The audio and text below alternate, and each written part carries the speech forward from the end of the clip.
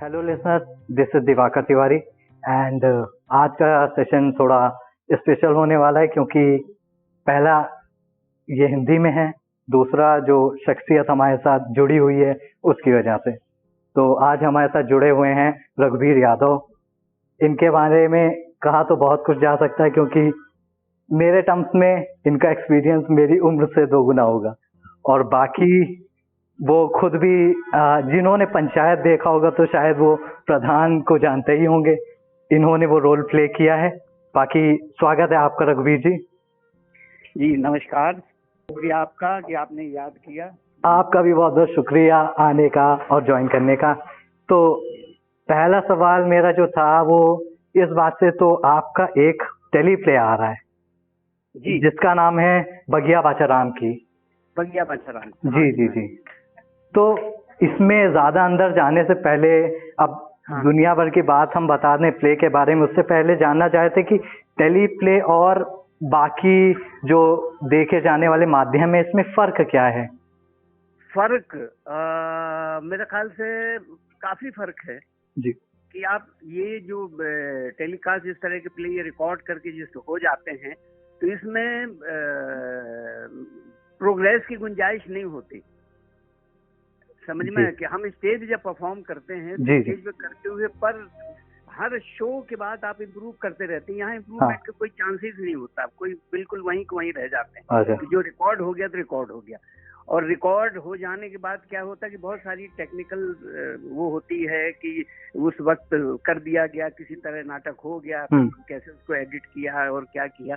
लेकिन जब हम परफॉर्म करते हैं स्टेज के ऊपर तो हर दिन एक तो शो इम्प्रूव करता है और दूसरी बात ऑडियंस के हिसाब से भी हम उसको अपने आप को चेंज कर लेते हैं। कभी किस तरह की ऑडियंस है, कहीं किसी तरह की ऑडियंस, उनके बीच भी। क्योंकि मेरा पारसी थिएटर से ताल्लुक रहा है। जी जी जी। तो पारसी थिएटर में हम लोग को यही सिखाया कि हर जगह की ऑडियंस बिल्कुल फर्क होती है, तो एक जैसा होने का सवाल ही नहीं होता। तो कभी कभी बहुत बेहतर हो सकता है और हम बेहतरी की तरफ ही बढ़ जाते हैं।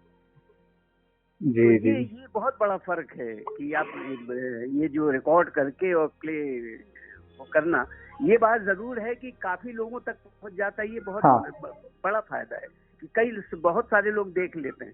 स्टेज पे तो आप जहाँ स्टेज होगा, जहाँ परफॉर्म करेंगे, जहाँ शो होगा, वहीं के लोग देख सकते हैं। इसमें ये फायदा है कि आप पूरे जहाँ को आप दिखा सकते हैं। जी जी। और जैसे आपने इसमें कैरेक्टर बाचाराम का प्ले किया है तो उसके बारे में बताएंगे, उसका क्या स्वभाव है, उसका थोड़ा वर्णन। ये बुजुर्ग आदमी है जिसकी जमीन है और क्या है कि वो मरने वाला है और एक जमींदार है जो उसकी हड़पना चाहता है। तो किसी तरह उसको लालच दे के और ये चाहता है कि उसकी जमीन हड़प ले। लेकिन क्या है कि लालच तो जानते हैं कि लालच किस तरह की होती है कि उसने लालच ये दी कि 5-6 महीने में आदमी मर जाएगा। लेकिन उसको जैसे ही कुछ खमियाजा मिल जाता है, जैसे उसको कुछ मिल जाता है तो वो तो और अपनी जमीन से इतनी मोहब्बत है उसे कि वो और जवान होते चला जाता है, मरने का नाम ही नहीं लेता। तो उल्टा ही होता है कि इसको बाछाराम को मरने के बजाय जमींदार मर जाता है। नियत की बात होती है कि अगर आपकी नियत खराब है तो वहाँ भैया कोई नहीं बचा सकता आपको। बिल्कुल। तो इसीलिए ये बहुत बड़ा इशारा है नियत के ऊपर, ईमान के ऊपर और आपकी सच्चाई के ऊपर। जी, कि आप किस नियत से जी रहे हैं या जिलाना चाहते हैं लोगों को। अच्छा, तो बाछाराम का कैरेक्टर आप प्ले कर रहे हैं, उसके साथ साथ बाकी और कलाकार भी हैं। अब जरूरत इस बात की आ जाती है, सबसे पहले एक जो दर्शक है, एक व्यूअर है, उसका दिमाग में आजकल, क्योंकि ज्यादातर लोगों का दिमाग थोड़ा बनिया वाला होता है कि देखें तो क्यों देखें। तो ऐसा क्या है जो अभी भी रिलेवेंट है? एक तो आप थिएटर जरा देखिए होता क्या है और क्या है कि ये उस तरह की परफॉर्मेंस नहीं है कि फिल्म वाली। ये बिल्कुल बहुत थिएटर की दुनिया बहुत फर्क है।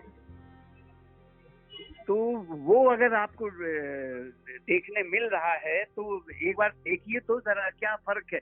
क्या है कि जिस तरह का कॉन्सेप्ट है, जिस तरह का स्क्रिप्ट है, जिस तरह के कैरेक्टर्स है, वो जिस तरह का पूरा जो कहानी है, उसको देखने मजा ही आएगा और एक नई दिशा की तरफ ले जाता है कि भैया जो मैंने अभी से पहले बताया कि आदमी जीने के लिए क्या क्या करने लग जाता है, दूसरे को धोखा देने के लिए क्या क्या कर जाता है, अपने स्वार्थ के लिए क्या क्या कर जाता है। तो बहुत सारी चीजें हैं जो इस प्ले के अंदर हैं बगिया बाछाराम में। तो देखिए, और बड़ा मजेदार सा है, ऐसा नहीं है सारे लोग बड़े सिंसियरली कर रहे हैं, ये नहीं कहा जा सकता बड़ा कॉमेडी सा, कॉमेडी वॉमेडी कुछ नहीं है, ये बड़े ईमानदारी से ये परफॉर्म किया जा रहा है और ईमानदारी से जिंदगी को जिया जा रहा है। जीने को देखिए जरा कि कैसे लोग जी रहे हैं। जी जी जी।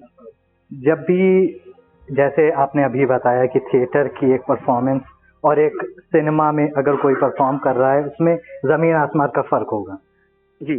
तो अगर मैं जाता हूँ एज अ दर्शक बाछाराम को देखने, तो मैं क्या एक्सपेक्ट कर सकता हूँ कि मेरा टेक अवे क्या रहेगा, मैं क्या घर लेके आऊँ?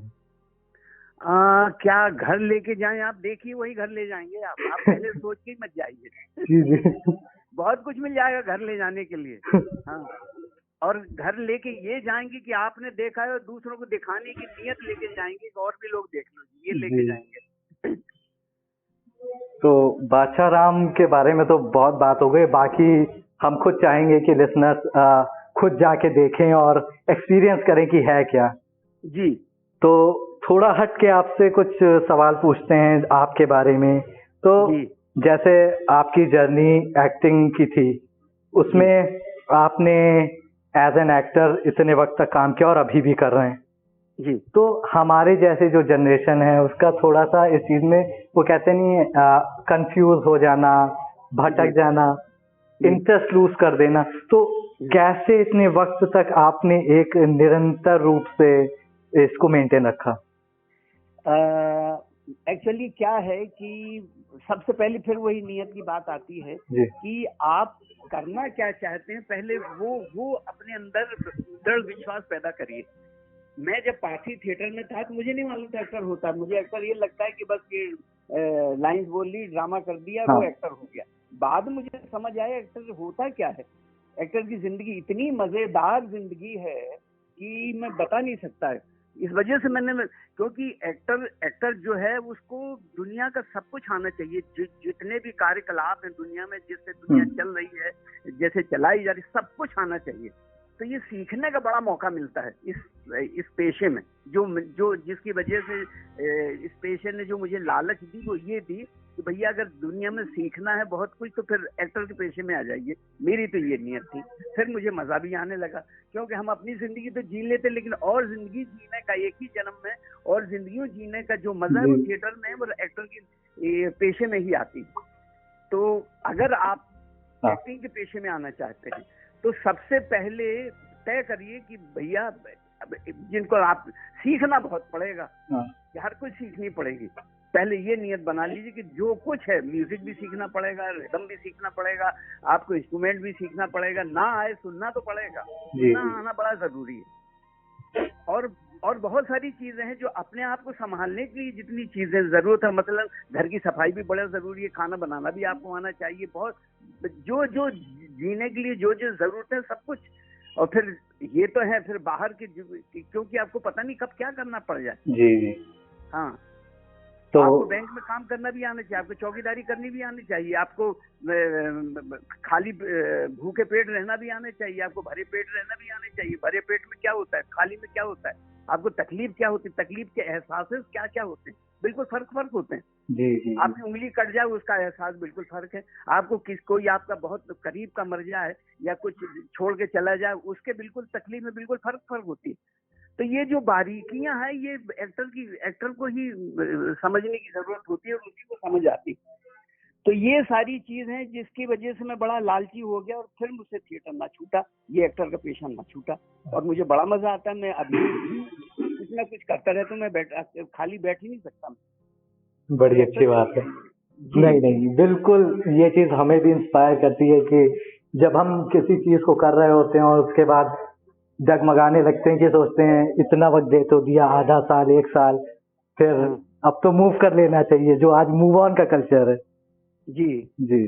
तो आपसे एक और सवाल था कि जैसे आपने थिएटर की बात बोली, जी हमें पता है आपसे दसियों लोगों ने बार बार पूछा होगा, लेकिन एक बार और सही, पहले के और आज के थिएटर में फर्क तो है ही, क्या फर्क है ऐसा जो स्टार्क हो? अच्छा, देखिए, एक ये जो कॉमर्शियल लग जुड़ गया है ना थिएटर के साथ, वो थिएटर को थोड़ा सा तंग कर रहा है। पहले ये नहीं था, पहले जुनून था, अभी भी है जुनून, लेकिन कम लोगों में रह गया है।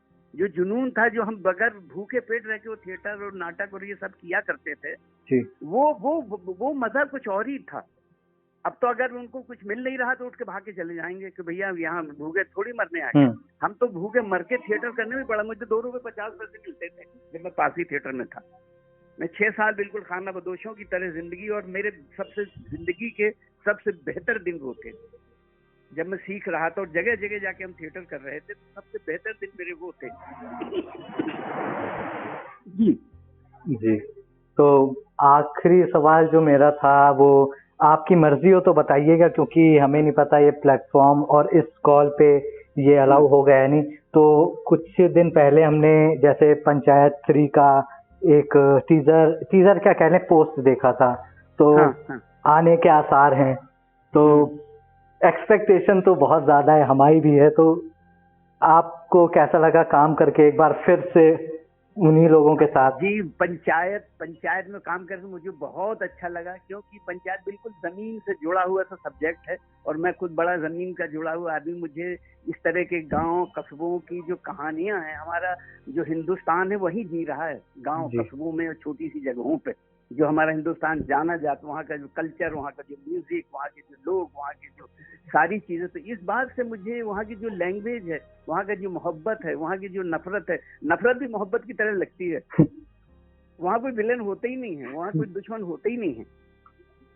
सब अपने अपने जीने को लेके चलते हैं। तो ये सारी चीजें जो इस पंचायत में है, तो मुझे बहुत ही फैसिनेट किया इसको, और करने भी बड़ा मजा आता है। और सब लोग भी इतनी ईमानदारी और बड़ी अकीदत के साथ कर रहे हैं जी, बड़ी श्रद्धा के साथ कर रहे हैं, तो बड़ा अच्छा लगता है। पूरा माहौल बड़ा अच्छा लगता है, और मैं तो चाहता हूँ कि हर काम में इसी तरह का माहौल हो।